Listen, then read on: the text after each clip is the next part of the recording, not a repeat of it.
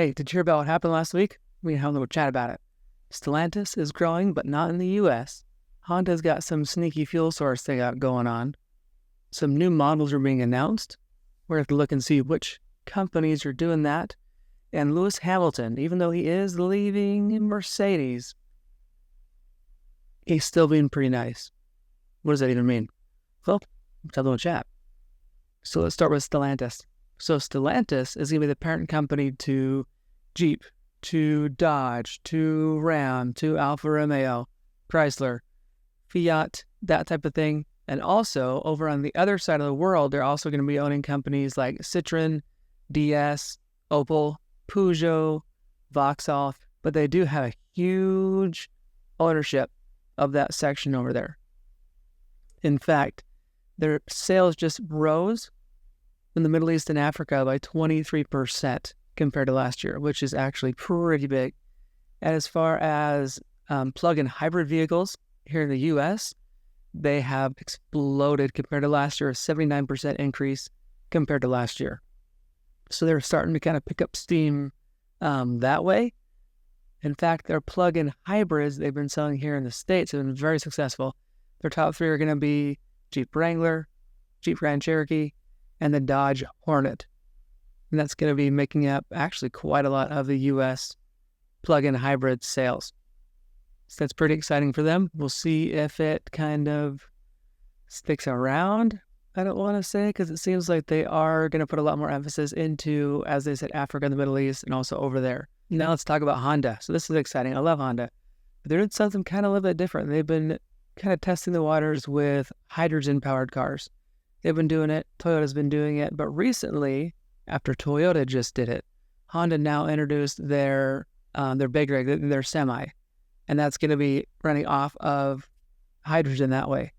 So the interesting thing about hydrogen is you need to put a lot of technology into your fuel cell to keep all the hydrogen safe. And who they're working with right now is actually going to be GM, which is a surprise. They haven't done a whole lot with GM in the past, obviously not fuel cell stuff. But GM right now has the technology to get them to where they need to go. So like I said before, Toyota also introduced their big rig concept. Here's a picture of Honda's big rig concept. They talked about it in the past. Toyota has one already. The Mirai, I don't know how to say it, but it's going to be that one. Toyota already has one. You probably already seen it and thought it looked like a weird Prius. It looks very similar to that Prius.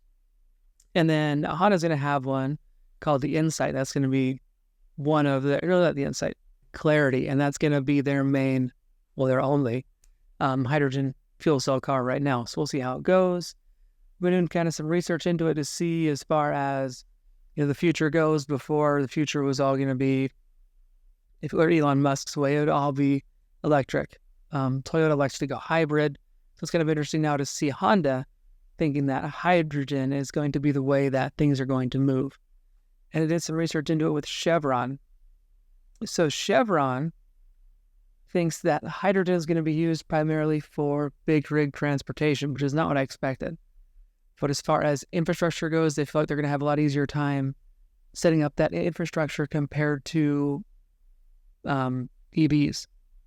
Since it's actually a transportable material, they can go and fill up at different locations and set up different, filling stations that way.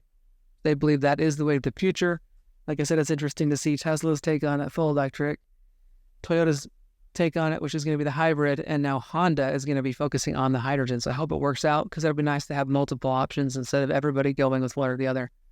That'd be nice to kind of see what actually develops, but we'll see what happens. Chevron has been saying that it's going to be a lower emission situation compared to normal gas-powered and gasoline-powered engines. So it'll be interesting to see what they can actually make work. Since we're talking about Stellantis, let's go ahead and slide over and talk about Dodge and Ram really quickly.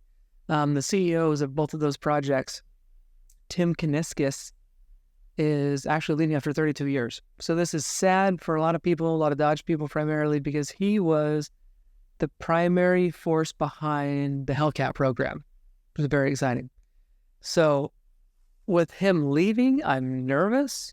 They're actually going to split up because he was the CEO, like I said, of Dodge and of Ram. So since he's leaving, they're going to split it up into two different people. and they're going to have two different jobs. I'm nervous about Stellantis taking over right now, the reins after Tim leaves, because things are already starting to shift kind of that way. They made that electric Challenger kind of not my thing. I mean, it's cool, but just do it to something else. Kind of like the whole Mustang Mach-E thing. Just do it in another vehicle or call the vehicle something else. It doesn't matter. Just leave it alone. Let the Challenger die rather than make it an electric vehicle. But that's just me. So like I said, I'm kind of nervous about Stellantis because they're going to be shutting down those projects. I would be very surprised if we still have a V8 powered Challenger or Charger in the next 5 years.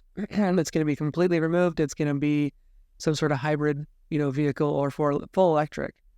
Not that that's a bad thing. It's just different. I don't like what they're doing right now with the whole, fake sounds they're doing to make it seem kind of more exciting than it is.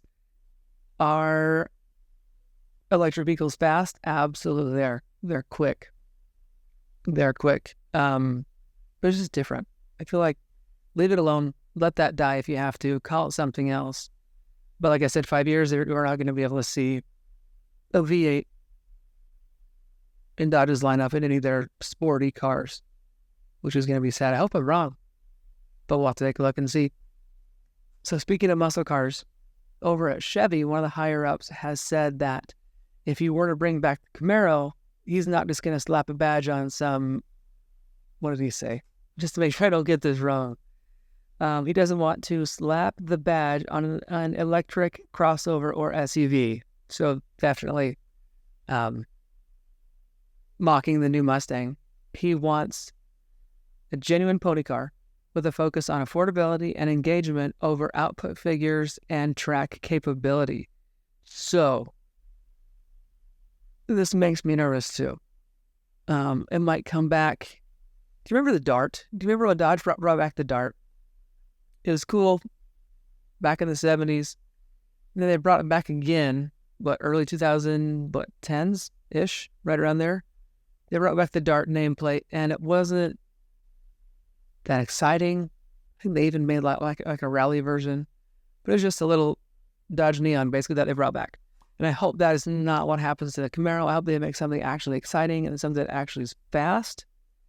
He says, feels to focus on affordability and engagement. That could mean quite a lot of things over output figures and track capability. Don't do it. Don't ruin it. If you have to, just let the Camaro die. Let it rest for 5-10 more years. Think about it. Come back with a better option instead of just kind of hurrying and trying to get it back in there, because that's going to be quite the situation. It's going to be worse than if you just let it die completely, just like the Dodge Dart. Just let it go. Don't bring it back. Just let it die. He also said it needs to appeal to customers outside of the enthusiast community and needs to have a coupe-like look. Okay. Guys, it is not looking good. It's not looking good for the Camaro to be a fun, engaging car. He says he wants to be engaging, but he also says he wants it to be affordable and to appeal to customers outside of the enthusiast community. When I hear that, it makes me think back on the days of Scion. Do you remember Scion? So back when Toyota was trying to make things more engaging and try to get people who weren't in the car community to then come into the car community, and they were going to do it with that Scion brand. And they didn't really do it. That's why I'm so nervous about this Camaro. Just let it die. Just let it go. Don't bring it back. Just skip a few years if you have to. But that is enough of that depressing conversation about the Camaro. How about Lewis Hamilton? I'm sure you guys have heard. If you haven't, surprise, Lewis Hamilton signed up with Ferrari. Pretty exciting. We'll see how it goes. We'll see what happens. Also, with that, there's also some whispers from Max Verstappen, who's been saying, hey, I'm not sure how founded these are. They're just whispers, okay? Whispers that he might be eyeballing Mercedes to then take the spot of Lewis Hamilton, which the only reason I can see for that to happen would be if Max wanted to prove that it wasn't the car that's causing Lewis to lose these races. Because if you remember right, he was not doing too hot, Lewis, the past couple of years. So the only reason I could see Max would be leaving Mercedes would be to say, hey, I'm the GOAT.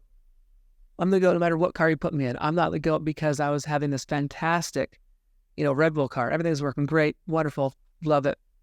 That's not the car. It's not the car why I was doing so good.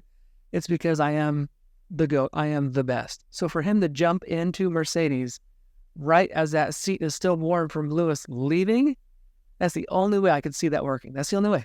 I couldn't think of any other reason why he would be leaving.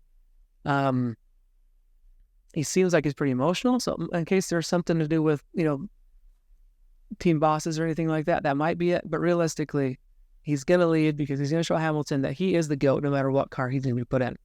But back to Hamilton, sorry. So I saw this post that Lewis has not been signing Ferrari stuff yet, which I think is fantastic for him. I think that shows he's a good guy. I was kind of nervous with Lewis. There's old Top Gear episode where he was on there as a guest. Really humble guy, great guy. Seemed like a lot of fun. At least the persona he put on seemed like a lot of fun. Really relaxed. But that was kind of in his earlier days. If you remember, towards maybe 5 years ago or so, he's changed quite a lot.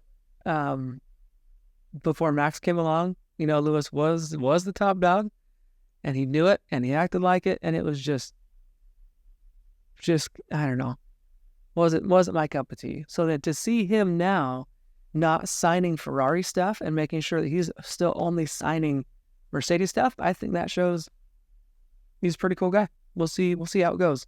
Hopefully Ferrari's the place that he needs to be to actually do well. That'd be fantastic if he could be actually competitive now with Ferrari and kind of give Max a run for his money, because the past couple of years Max has just been running away from it, pulling away from everybody else.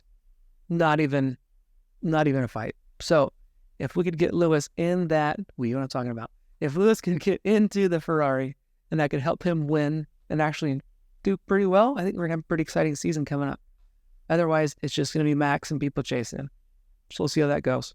But guys, this is the first week of this show. I want to keep it going. This is going to be called the Weekly Tuneup. And it's going to be me telling you about what happened the week before in the automotive world. So make sure you subscribe so you can see when I post up the next video, and we can stay in touch. Thanks. Bye.